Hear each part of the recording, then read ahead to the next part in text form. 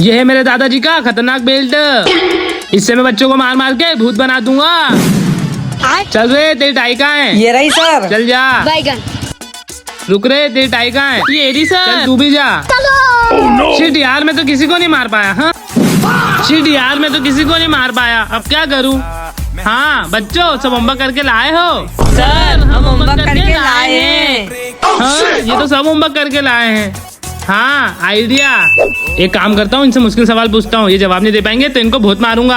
हाँ चल रहे भिंडी, बता 5 और 5 कितने होते हैं? सर 10। हाँ, शिट यार, इसने तो सही जवाब दे दिया। बच्चों तुम लोग मस्ती क्यों नहीं करते हो? सर हम पढ़ लिख के बड़ा आदमी बनना चाहते हैं। हाँ आइडिया, मुझोरी करते हो मुझसे? सर हमने कब करी मुझोरी? रुको, अभी तुमको मार मार के भूत बनाता हूँ। नहीं सर, नहीं सर, सर नहीं हो। नहीं